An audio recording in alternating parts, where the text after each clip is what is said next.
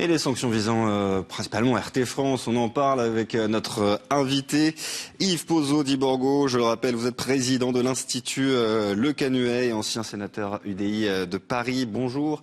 Bonsoir plutôt, merci d'être avec nous ce soir sur RT France. Alors vous avez entendu à l'instant Jean-Yves Le Drian, il était ce soir chez nos confrères de BFM TV et il indique que l'interdiction de diffusion de RT pourrait arriver dans les heures qui viennent.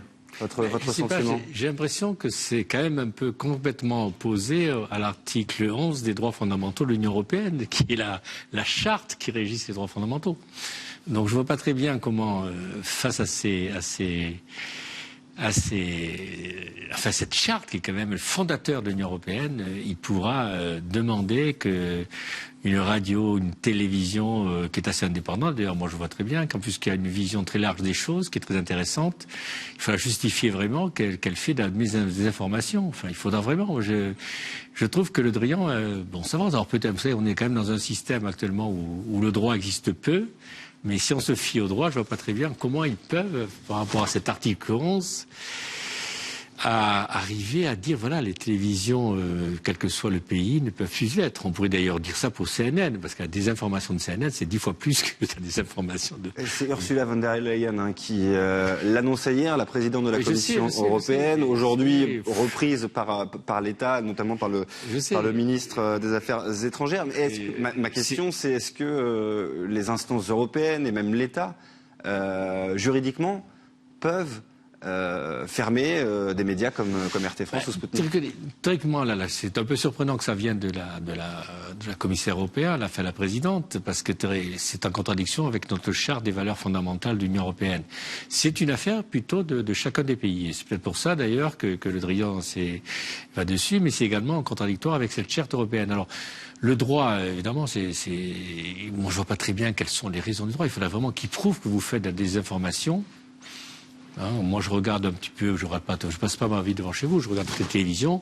J'ai plutôt tendance à sentir qu'il y a des informations, en fonction des informations que j'ai, moi, parce que j'ai des contacts aussi bien en Russie qu'en Ukraine, que c'est souvent sur d'autres télévisions que chez vous. Mais, voyez-vous, là, il y a une telle excitation sur cette affaire qu'il est difficile de résister. Si vous voulez, on verra bien. On verra bien si le droit prend le pas sur l'excitation passionnée, si vous voulez, de nos responsables. Habituellement, c'est plutôt l'ARCOM, l'ancien CSA qui regroupe Hadopi. On est théoriquement des pays de droit. On est théoriquement des pays de droit. Est-ce qu'on va pouvoir... Et en plus, on n'est pas en guerre. Je veux dire, on n'a aucune... C'est ça que je ne comprends pas, cette Ukraine. On n'a aucun accord, d'ailleurs, de défense mutuelle avec l'Ukraine. On n'est pas en guerre. On n'est pas en situation de guerre. On est en situation d'excitation de guerre. Mais on n'est pas en guerre. En droit, on n'est pas en guerre.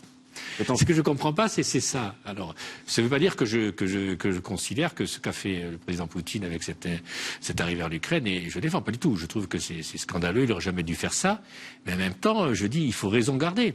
Il faut comprendre pourquoi il y a ça, et puis il faut raison garder. Le droit est toujours, dans une affaire d'excitation comme cela, dans une affaire de tension, le droit est le garant des libertés. Et donc il faut respecter ce droit-là.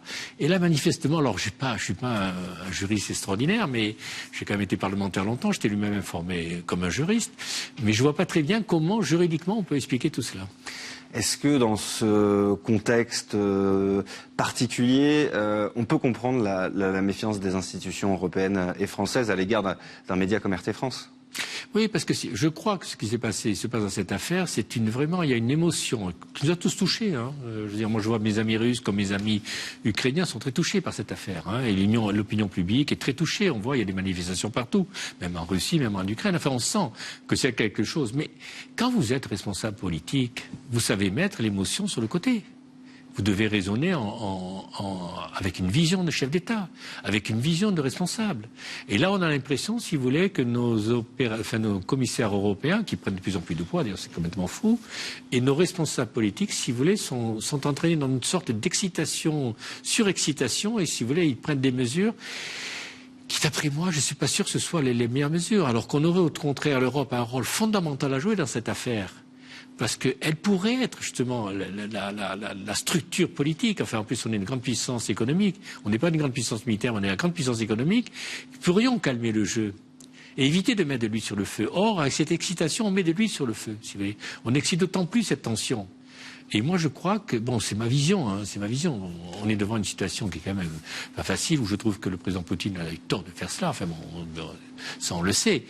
Mais que l'Europe devrait avoir une position beaucoup plus nuancée. Si on veut parler des sanctions, moi quand j'étais sénateur, c'est moi qui ai suivi l'affaire des sanctions qu'il y avait après l'affaire de Crimée. Qu'est-ce qu'on a constaté? Que les sanctions après l'affaire de Crimée, ça a diminué par 2 les échanges entre la Russie et l'Union européenne. Donc des conséquences économiques. Là, vous parlez plus largement, voilà, des sanctions économiques. Les sanctions économiques. Et ces sanctions économiques ont porté tort énormément à l'Union européenne, puisque la moitié des échanges ont diminué en très peu de temps. Et deuxièmement, aussi, il y avait les Russes en contrepartie ont mis des sanctions sur les affaires agricoles. Mais nous, le nombre de faillites qu'il y a eu en Europe, et notamment en France, dans le monde agricole, allez voir en Bretagne, allez voir dans beaucoup de pays, les conséquences que ça a eu, c'est ces sanctions. Et en même temps, ces sanctions ont profité aux Russes. Les Russes, par exemple, ont créé maintenant des sanctions qui ont été faites après la Crimée. Les Russes, maintenant, ont créé une puissance économique agricole. C'est eux qui sont les plus grands producteurs de blé. Et d'ailleurs, s'ils veulent arrêter de donner du blé, vous verrez qu'on aura des difficultés.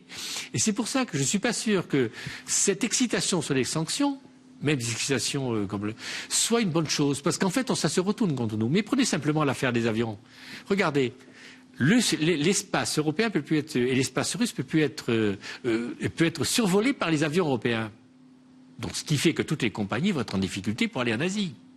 Et vont perdre énormément de clients.